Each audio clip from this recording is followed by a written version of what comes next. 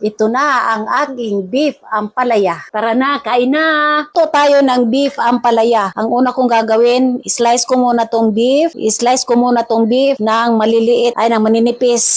Ganito. Para madali siyang maluto kasi ang mga beef makunat. Ganito lang. Simple lang itong lutuin, kaya lang, ang problema ang pag-prepare ng lulutuin. Ganito lang siya. Manipis lang. Parang may taba itong aking nabili na beef. Ngayon, pagkatapos hiwain, maglalagay tayo, imamarinate muna natin to. Marinate muna natin ng ilang oras. Lalagay ako ng crispy fry. Bali, magsisilbi ng pangpalapot natin to mamaya. Garlic powder, paminta. Mamarinate muna natin mamaya. Piprito natin to. Ngayon, magpa-fry na tayo ng ating beef. After 30 minutes, minamadali lang natin to kasi gabi na. Magluluto na tayo, pa-fry na natin to. Mag-start na tayo magluto. Pag umusok na ang ating kawali, maglalagay tayo ng mantika. Tapos, magprito na tayo ng beef.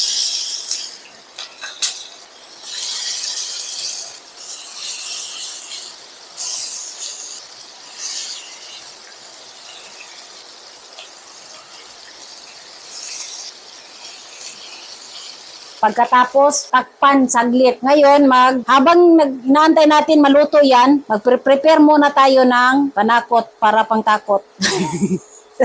Joke lang. Prepare natin muna yung bombay. Sibuyas. Hugasan muna natin. Tadtarin.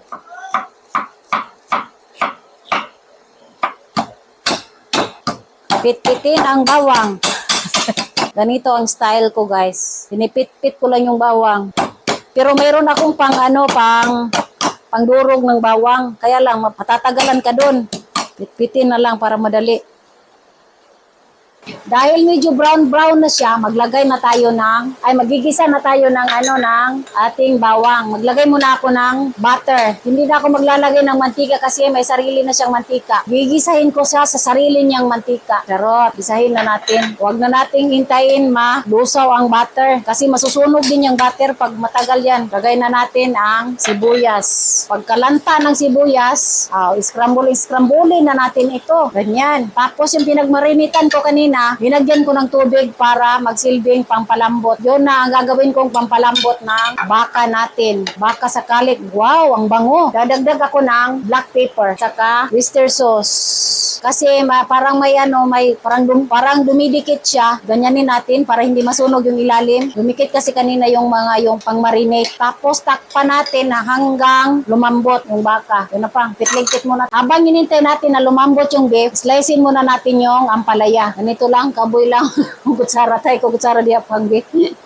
Kalimutan ko pala magkuha ng kutsara. Tanggalin lang natin yung gitna. Ipat dyan. Tapos, slicein. Huwag lang masyadong nipisan kasi ihahalo naman, lulutuin, ihahalo sa karne. Pero depende naman sa'yo kung anong gusto mong kapal. Ako, hindi ko masyado kinakapalan. Baka kumait yung mga bata, hindi makakain. Kaya ako dinadamihan yung karne kasi yung mga bata, kung may option sila, kung ayaw nilang kumain ng ampalaya lang, hindi nila kakainin karne. Meron namang karne, yun lang ang kakainin nila.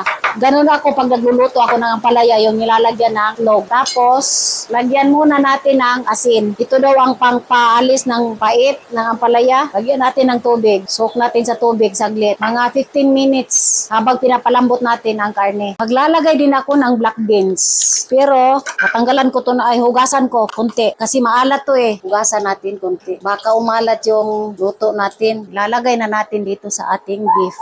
Ang bango. Parang pwede nang kainin. Hindi na ilagay yung ampalaya. Pero syempre, ampalaya beef, kailangan ilagay talaga. Partner yan sila eh. Malapot na. Wow, kunti pa. Tuin pa natin ng kunti. After 20 minutes na kababad, ganito na siya. Ganito na ang kulay niya, guys. Parang parang matingkad na ang kulay niya. Saka yung sabaw niya, yung tubig niya, nag-green-green na. Hugasan natin to para matanggal yung mga asin na nilagay ko kanina. Baka umalat yung ating ulam. So, hugasan natin ng 2 bisis. Hindi ko lang siya pipigaan. Ngayon, ilalagay na natin dito. Maglalagay tayo ng nor cube. Beef yung nilagay ko. Kasi beef itong ating luto. Tapos lalagay ko na ang ampalaya. Ganun lang kadali. Wow. Takpan natin saglit, guys. Pakuluan natin ng mga 2 minutes para lumambot ng konti yung ampalaya. After 2 minutes, ito na. Wow. Ang masarap na. Tayo na natin ang kalan.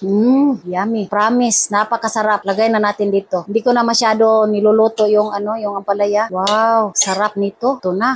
Mas masarap pala yung may taba-taba ng kunti ba? Kunti lang, manipis lang yung taba. Wag yung masyadong malaki yung pagkagat mo. Masabit yung sibo sa bibig. Ito na. Ito na ang aking beef ampalaya. Tara na, kain na. Sintensyahan na natin ang aking beef ampalaya. Wow, parang masarap.